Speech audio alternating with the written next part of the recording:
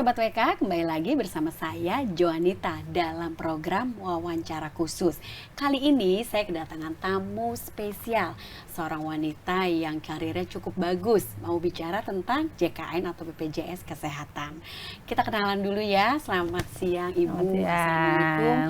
Dengan Ibu, tamu saya ini adalah Ibu Dia Sofiawati, Kepala BPJS Kesehatan Cabang Jakarta Pusat. Apa kabar Ibu? Baik, Bu Joanita ya? Ya.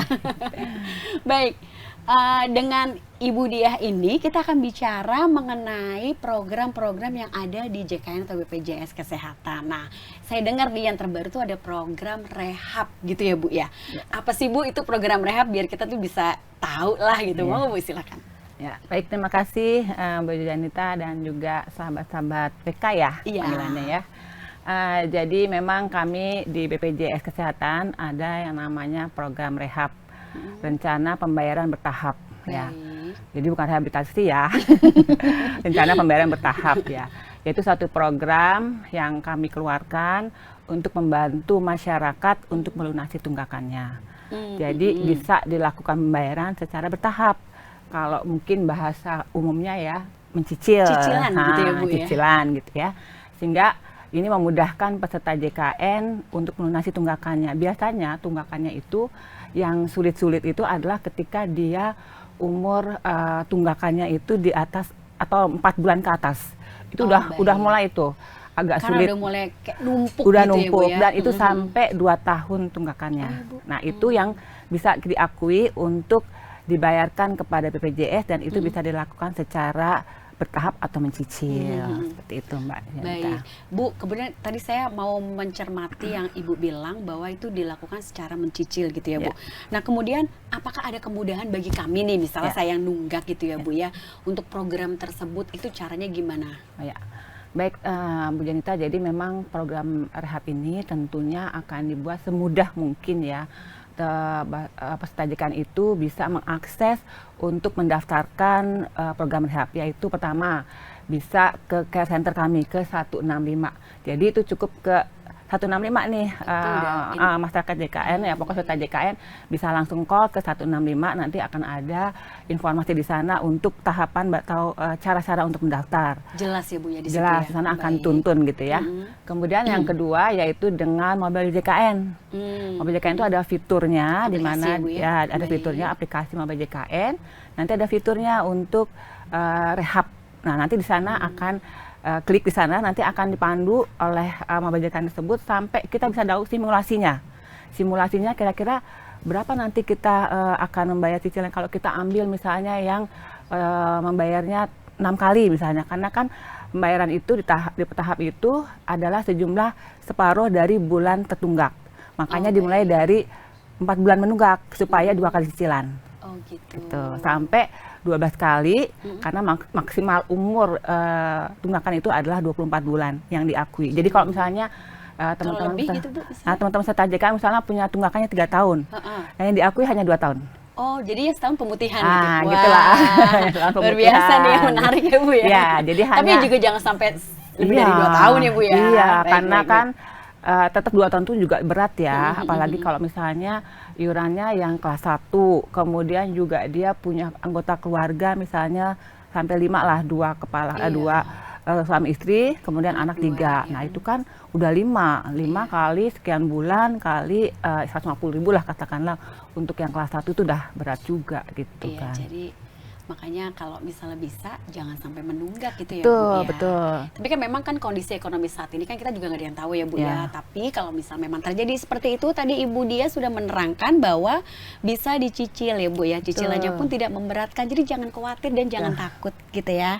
Nah kemudian untuk informasi lebih jelasnya bisa ke call center 165 atau klik di mobile JKN di aplikasinya, gitu ya Bu ya. Atau yang terakhir kalau mau datang ke kantor juga bisa. Oh bisa ya Bu ya? Bisa daftar ke kantor BPJS Kesehatan terdekat. Tapi memang itu jalan terakhir aja lah, karena biar memudahkan kan dari rumah aja dong bisa. Iya, tinggal 1 klik gitu ya Bu ya. JKN Mungkin saya tambahkan juga boleh nggak? Boleh silakan Ibu. Jadi kenapa ya masyarakat atau peserta JKN itu segera melakukan pelunasan ya dengan cara tadi mencicil, karena nanti kalau misalnya tidak dilakukan pembayaran, tentu pertama adalah nonaktif ya kan, pesertanya nonaktif. Terus kalau nanti pun pembayaran iurannya sudah lunas, itu tetap kena denda layanan tuh selama 45 hari.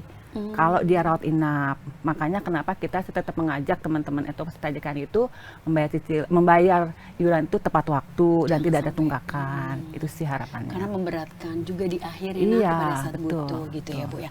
Bu, begini, saya kok tertarik untuk beberapa orang, pasti ada dong Bu yang belum daftar atau belum menjadi peserta JKN. Itu caranya gimana? Ibu mungkin bisa terangkan ke kami sedikit? Silakan. Oh ya, jadi bagi peserta atau masyarakat lah ya yang belum menjadi peserta JKN ya, walaupun ini sekarang umur pelaksanaan program JKN ini udah 10 tahun ya. Jadi tapi masih ada aja ya Bu ya? Ada aja ya. Pertama tentu bisa mendaftar melalui Maba JKN, ya kan? Itu yang paling mudah karena itu bisa dilakukan di mana saja, di rumah maupun di kantor atau di mana saja. Tapi kalau kantor nggak melalui sendiri ya, jadi dia melalui kantor ya harusnya. Ini yang pekerja bukan penerima upah ya Bu ya, yang mandiri ya. Kalau yang pekerja penerima upah itu formal itu harus melalui HRD-nya. Kemudian juga bisa melalui Pandawa, pelayanan dengan WA gitu ya. Oh baik. Iya, nah itu di 08118 165 165. 0818 165 165. 08118 165 165. Nah itu di situ bisa melakukan pendaftaran. Atau ya tadi yang terakhir adalah di kantor BPJS Kesehatan terdekat. Baik, untuk syarat-syaratnya itu perlu apa aja ya Bu ya? Ya, syaratnya itu adalah KTP pastinya ya, yang dimana tertera di situ KTP-nya kepala keluarga aja salah satu atau gimana Bu? Kepala keluarga aja. Oh baik, jadi satu keluarga nih misalnya tadi bilang 3 anak, kakaknya, suami istri sama kakaknya, jadi satu keluarga. Tahu ya siapa-siapa aja yang daftar gitu KTP ya Bu ya? sama kakaknya, kemudian yang jelas itu ada NIK-nya ya, usahakan NIK-nya itu yang sudah terintegrasi dengan Dukcapil yang sudah online gitu ya, karena ada juga tuh yang masih belum online gitu ya. Kemudian buku rekening, karena untuk auto debit. Oh baik. Ya, itu aja sih sebenarnya KTP, KK sama buku rekening. Rekeningnya itu apakah ada satu rekening yang diwajibkan misalnya nih Bu untuk bank-bank pemerintah atau bebas rekening apa aja? Adakah ketentuan untuk rekeningnya yang mungkin jadi syarat dari JKN atau BPJS Kesehatan ini Bu? Ya, rekening yang memang banknya sudah pasti dia akan menjadi pemangku atau namanya pengumpul gitu ya. Itu adalah di Bank BNI, BRI, Mandiri sama BCA. Oh baik, jadi banknya BNI, BRI, Mandiri, BCA gitu ya Bu ya. Baik Bu Diah, kemudian kalau setelah tadi pendaftaran yang mengumpulkan data ya Bu dari kepala keluarga, dokumen dan KTP dari si kepala keluarga, setelah itu prosesnya apa lagi Bu yang harus dilakukan? Ya, jadi prosesnya setelah ini calon-calon peserta JKN ini menyerahkan datanya, satu keluarga gitu satu misalnya keluarga Bu ya. Memang harus satu keluarga, ya? Satu kakak. Baik. Harus satu kakak, jadi nggak boleh ada yang ditinggal. Jadi kalau ditinggal, kalau sakit gimana gitu ya. Jadi harus satu kakak. Nah setelah itu kami akan mengeluarkan virtual account untuk tempat mereka akan bayar iurannya. Itu nanti kena 14 hari, itu baru bisa dibayar setelah 14 hari. Setelah mendapatkan nomor VA itu? Ya, 14 hari kemudian lah baru dia bisa membayar dan itu langsung aktif. Jadi nggak bisa sekarang daftar, keluar VA langsung bayar, itu nggak bisa. Karena ada masa tunggu selama 14 hari. Seperti itu. Nah, itu baru bisa aktif. Nah, itu makanya sebaiknya teman-teman atau masyarakat mendaftar sebelum sakit. Karena kalau udah sakit, nunggu 14 harinya lewat tuh nanti. Jadi nggak tidak terjamin. Jadi tetap belum menjadi peserta aktif kalau sekarang sakit, sekarang daftar. Gitu. Itu agak telat banget ya Bu. Karena di rumah sakit hanya kita tunggu 3 kali 24 jam. Bisa diurus tapi hanya 3 kali 24 jam. Kalau dirawat inap, rawat jalan malah nggak bisa ya, hari ini langsung pulang kan. Iya. Baik Ibu, lalu kan kemudian setelah 14 hari itu adalah pembayaran ya Bu ya, pembayaran untuk semua anggota keluarganya. Nah kemudian biasanya kan, ya namanya tadi seperti saya bilang, kadang-kadang kan ekonomi keluarga itu kan berubah-ubah ya Bu ya, ada up and down-nya gitu ya. Kalau misalnya jika terjadi agak lobang-lobang, maksudnya itu loncat-loncat pembayaran, maksudnya bulan ini dibayar, terus kemudian 2 bulan kemudian nggak bayar, itu gimana sih Bu, imbasnya ke kita tuh apa sih Bu kalau misalnya tidak bayar secara teratur gitu Bu? Ya jadi ini kalau Mbak Junita, kalau di peserta BPJS itu harus bayar rutin tiap bulan. Kami upayakan minta tanggal 10, karena kalau sampai di akhir bulan itu tidak bayar, bulan depannya itu nonaktif. Langsung nonaktif ya, satu keluarga? Nonaktif sementara, baik. iya. Nonaktif sementara ya, Bu, ya? Iya. Sampai dia membayar kembali. Nah, setelah dia membayar kembali, langsung aktif. Nah, tadi kalau misalnya lupa bayar sampai 2 tahun, setahun, itulah yang akhirnya tunggakannya menjadi menumpuk. Yang tadi kami juga carikan solusi, coba daftar rehab gitu ya, bertahap, tadi ada program rehab tadi. Iya, khawatirnya itu terlalu berat. Tapi kalau misalnya bisa langsung lunas, ya itu lebih bagus lagi. Nah, ini yang mau saya tanyain, Bu. Kalau misalnya nih rezekinya lagi lebih nih, Bu, pengen bayar 1 tahun ke depan gitu, bisa nggak sih, Bu? Bisa. Bisa banget ya. Ya, bisa. Oke, itu kayaknya mungkin lebih aman ya, Bu, daripada kayak lupa gitu ya. Atau auto debit, Bu Junita. Oh, auto debit bisa ya, Bu, minta auto debit gitu ya? Itu yang kami selalu sarankan setiap peserta yang mendaftar itu auto debit. Makanya tadi kita minta buku rekening itu untuk memastikan rekening mana yang mereka harus langsung mendaftarkan auto debitnya. Seperti itu. Baik, Bu, saya juga mau tahu nih, Bu, program rehab tadi yang Ibu ceritain tadi ya, itu kan mendukung upaya peningkatan akses kesehatan untuk peserta JKN itu seperti apa ya, Bu? Ya tadi, jadi kalau misalnya dia aktif, itu akan mudah, Mbak, untuk mengakses layanan kesehatan yang dia harus perlukan. Gitu ya, jadi kalau misalnya kondisinya yang mungkin tidak beruntung harus sakit, itu langsung kesehatannya aktif tuh, karena sudah rutin membayar. Dan itu bisa diakses ke pelayanan manapun gitu kan, sesuai dengan domisili pemilihan vaskes primernya ataupun rujukannya mungkin yang diberitakan oleh si vaskes primer, seperti itu. Baik, sekali lagi nih, Bu, tadi kan Ibu sempat nyenggol sedikit nih ya, kalau misalnya untuk BPJ atau JKN jangan mendaftar di tengah pada saat kondisi sakit gitu ya, Bu ya. Kita upayakan, kita sarankan gitu, kita sarankan. Boleh aja sebenarnya, boleh, Bu, tapi dampaknya tidak langsung bisa digunakan, gitu ya? Tidak langsung bisa digunakan sebagai penjaminan untuk pelayanan kesehatannya. Oh, gitu. Kami kan sebenarnya penjamin ya, penjamin biaya pelayanan kesehatannya. Sebenarnya akses pelayanannya bisa, tapi penjaminan dari BPJS-nya yang nggak bisa. Artinya dia harus akhirnya menjadi pasien umum atau bayar sendiri. Bayar sendiri dulu gitu ya. Itu untuk semua penyakit atau penyakit tertentu. Misalnya kalau tiba-tiba nih ada yang sakit kronis dan harus segera ditolong gitu ya, Bu, tapi ternyata maaf nih, Bu, misalnya dia ada tunggakan, itu gimana, Bu? Berarti kan dinonaktifkan sementara kan tadi yang seperti Ibu bilang ya. Ini solusinya ada nggak sih, Bu, untuk yang hal-hal masalah-masalah seperti ini? Solusinya adalah supaya dia tetap bisa mengakses pelayanan, apalagi dia punya penyakit kronis ya. Solusinya ya memang membayar iurannya supaya langsung aktif. Yang tunggakannya itu ya, Bu, maksud Ibu? Iya, tunggakannya tadi itu langsung bayar tunggakannya, iuran tadi itu langsung aktif saat itu juga. Namun tadi kalau memang ternyata belum punya kemampuan lebih untuk bayar langsung, ya tadi kami mengajak teman-teman semua untuk menggunakan program rehab. Intinya memang ketika kita mengakses pelayanan, kondisi kartunya harus aktif. Nah, cara mengaktifkannya, pertama bisa membayar langsung semua tunggakannya, atau membayar tunggakannya itu secara mencicil atau program rehab tadi. Ya, baik. Program rehab membayar dengan cara mencicil. Itu kan pasti kan ada permintaan dulu ya, Bu ya. Itu kira-kira untuk permintaannya dari misalnya yang mau mencicil ini ya, karena tunggakannya udah mungkin 1 tahun gitu ya, Bu. Itu dipersulit nggak sih, Bu, kira-kira? Kan tadi kan Ibu bilang bisa apply kan lewat 165 atau bisa di call center tadi. Jadi sangat-sangat mudah, Mbak. Jadi Mbak Junita dan teman-teman semua, kami sangat-sangat mempermudah untuk teman-teman semua yang mempunyai tunggakan untuk melunasinya. Tadi caranya adalah kita bisa dari rumah, tadi bisa telepon call center 165, kemudian kita apply tadi, mengajukan untuk menjadi peserta yang untuk program rehab, gitu ya. Atau dari rumah juga bisa download mobile JKN, kemudian di situ ada fitur rehab, langsung mendaftar untuk program rehabnya. Itu langsung bisa. Jadi kalau tadi kan kalau yang baru itu kan 14 hari ya, Bu ya. Kalau peserta baru ya, betul. Peserta baru kemudian bisa aktif 14 hari kemudian. Kalau rehab ini apakah bisa langsung digunakan? Apa harus tunggu 14 hari juga kah? Itu bisa digunakan setelah semua cicilan atau tunggakannya selesai. Oh gitu. Iya, jadi sudah lunas.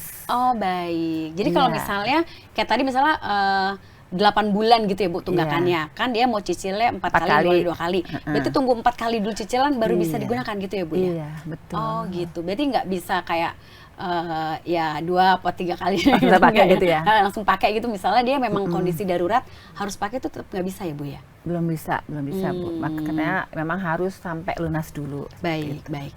Jadi untuk Sobat WK dan juga teman-teman semuanya, program rehab ini sudah sangat jelas tadi Ibu Dia terangkan gitu ya, bisa digunakan, cuman ya memang harus dilunasi dulu cicilan-cicilannya yang tertunggak kemarin. Nah untuk itu tadi Bu Dia juga sudah sarankan jangan sampai kita menunggak karena memang itu sangat dibutuhkan untuk keluarga ya Bu ya. Iya, gitu betul. ya Bu ya. Iya. Bermanfaat banget terutama untuk proteksi kesehatan kita sekeluarga. Gitu ya Bu betul. ya. Iya, karena sakit itu kita nggak tahu kapan Iya, ya.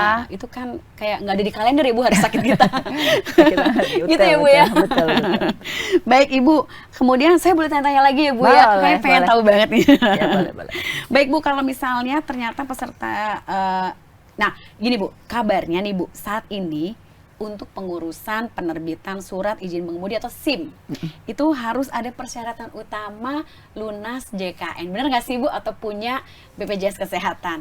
Takutnya isu ya. Iya Bu, kalau yang saya tahu tuh kan paspor ya Bu sebelumnya ya. Kalau kita urus paspor baru, itu kan pasti pengalaman saya sih ditanya dulu BPJS Kesehatan mana Mbak? Gitu.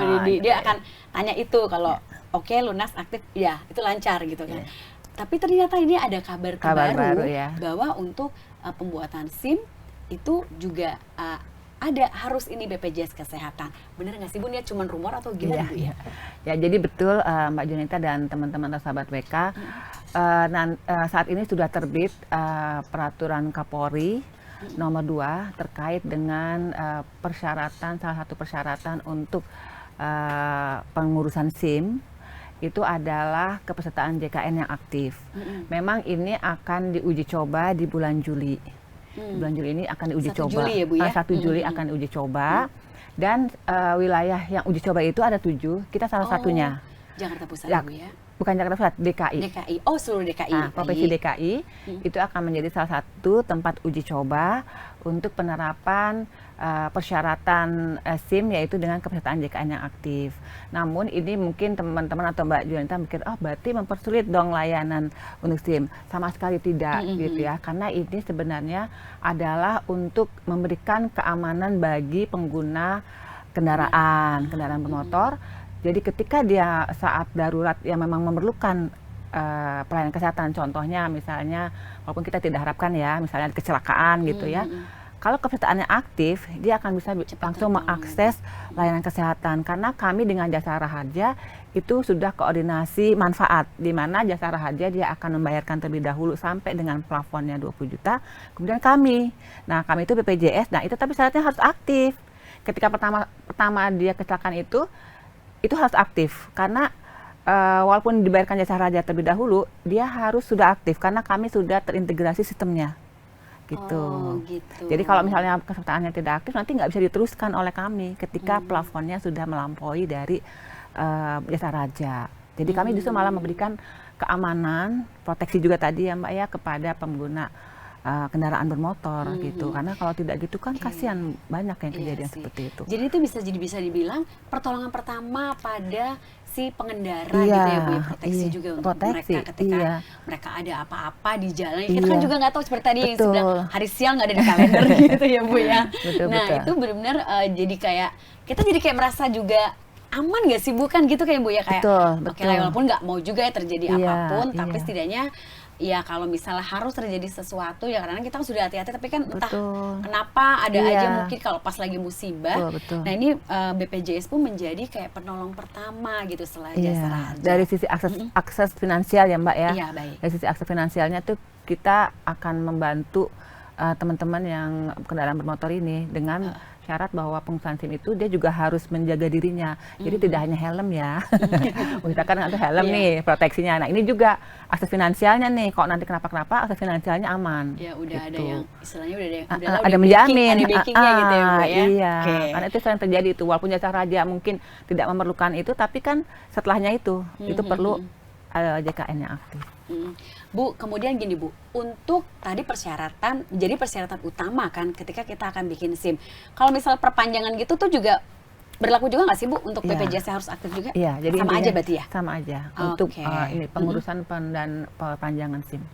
Terus kemudian kalau untuk pengajuan baru nih, pengajuan SIM baru, dengan adanya lampiran ya, maksudnya lampiran si BPJS harus aktif ini menjadi penghambat nggak sih Bu untuk Sebenarnya harusnya tidak ya, karena gini, kalau misalnya gini, pesertanya baru nih, belum pernah jadi peserta JKN, dia baru mengurus SIM. Gimana nih? Ya cukup bisa dia menunjukkan virtual account-nya aja yang tadi saya bilang. Oh baik. Jadi nggak usah nunggu sampai 14 hari.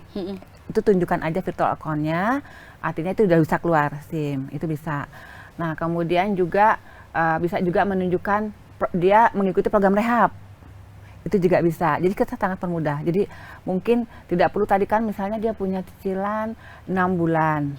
Jadi berarti 6 bulan lagi dong baru bisa punya SIM jadi gitu. Keburu, nah itu iya, artinya dia butuh SIM itu segera. kan ya. Nah itu tidak. Jadi kita cukup dengan kita bantu lah. Maksudnya kita juga mempermudah masyarakat. Jadi dengan cukup menunjukkan misalnya dia punya ikut program rehab cicilan. Atau tadi kalau peserta baru dia cukup menunjukkan virtual account-nya gitu. Kalau memang mampu ya cukup menunjukkan dia sudah bayar full. BPJS ya, Bu, ya? Sudah bayar, artinya sudah aktif gitu. Jadi BPJS ini baik banget, Sobat PK dan juga teman-teman semuanya. Semua lini ada gitu ya. Kalau misalnya lagi masuk program rehab, ya udah tunjukin aja gitu ya bahwa ini sudah sedang proses rehab. Kemudian kalau misalnya baru aja daftar, ya udah tunjukin aja virtual account-nya gitu. Nah, kalau misalnya yang aman-aman aja, ya udah langsung tunjukin kartu JKN. Yang gitu sudah ya, aktif, Bu, yang sudah aktif ya. Iya. Oke, Bu, ini pertanyaan terakhir. Maaf ya Bu, nanya-nanya mulu. Kemudian Bu gini, manfaat lain Bu untuk pengendara yang sudah jadi program JKN apa sih Bu?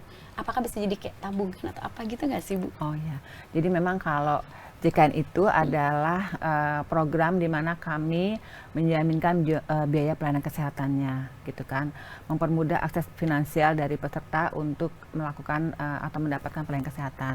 Jadi memang tidak sama dengan tabungan, karena iuran yang Bapak Ibu berikan atau teman-teman berikan itu akan dipakai digunakan oleh teman-teman kita yang memang membutuhkan, yang sakit. Jadi kita sifatnya gotong royong.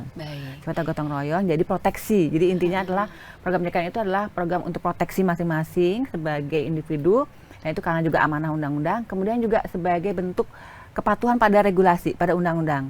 Kita sebagai warga negara yang baik tentunya harus taat regulasi, taat undang-undang. Dan satu lagi sedia payung sebelum hujan. Jadi untuk diri kita pun sedia payung sebelum hujan. Nah itu sebenarnya jadi memang kita bukan sebagai tabungan, tapi itu dipakai untuk peserta JKN yang membutuhkan, karena iurannya adalah gotong royong. Baik, jadi sebenarnya tuh secara tidak langsung tuh kita ikut kayak beramal gitu ya Bu ya? Betul, nah beramal, tapi ketika kita nanti sakit pun kita dibantu juga sama yang lain gitu. Jadi kayak balance sebenarnya Bu ya? Iya, betul. Oke, baik, jadi Sobat PK dan juga teman-teman di rumah, jangan ragu lagi yang belum ikutan BPJS Kesehatan atau program dari JKN ini, segera daftar. Tadi caranya udah mudah banget, Bu Dia udah yang bilang itu gampang, tinggal pakai aplikasi bisa. Pandawa. Terus pakai Pandawa juga bisa. WA, Pandawa tuh WA. Pakai WhatsApp juga bisa ya. Jadi tinggal siapin aja apa sih, cuman KTP, kartu keluarga, udah selesai, sama iurannya tentunya ya Bu ya. Pilihan-pilihannya gitu Bu ya. Kemudian buat yang sudah menjadi peserta JKN tapi kau bayarnya masih nunggak, nah coba segera dilunasi, sisihkan rezeki yang Anda punya untuk proteksi, karena ini memang perlindungan untuk keluarga ya Bu ya. Apalagi kalau misalnya sebagai kepala keluarga ini udah mantep banget ya Bu ya gitu, karena dengan satu virtual account itu bisa memproteksi semuanya gitu ya Bu ya. Dan terlebih lagi tadi untuk program yang terbaru ternyata nggak cuma hoax. Jadi kalau misalnya teman-teman mau perpanjang atau membuat SIM baru, itu harus punya loh JKN-nya ya atau BPJS Kesehatannya yang aktif tapi gitu ya Bu ya. Nah kenapa? Karena kita di jalan juga nggak ada yang tahu gitu kan, kapan hari sial tuh nggak ada di kalender ya Bu ya tadi ya. Tapi jangan sampai kena sial juga ya. Jadi untuk proteksi diri, kalau kita udah merasa punya kartu BPJS yang aktif di jalan udah lebih aman. Selain pakai helm atau mengemudi dengan benar, ada kartu ini aman. Kita juga secara tidak langsung beramal ya Bu ya. Nah itu yang paling penting. Jadi semuanya dapat, surgawi dapat, duniawinya juga dapat. Gitu ya Bu. Ibu terima kasih untuk kehadirannya. Ibu Dia Sofiawati sudah memberikan edukasi buat kita, sudah memberikan insight yang bermanfaat buat kita semuanya. Kita ketemu lagi dalam program wawancara khusus lainnya dengan tamu-tamu penting lainnya. Terima kasih sudah menyimak kami. Sampai jumpa dan salam sehat. Salam sehat. Jangan lupa subscribe ya.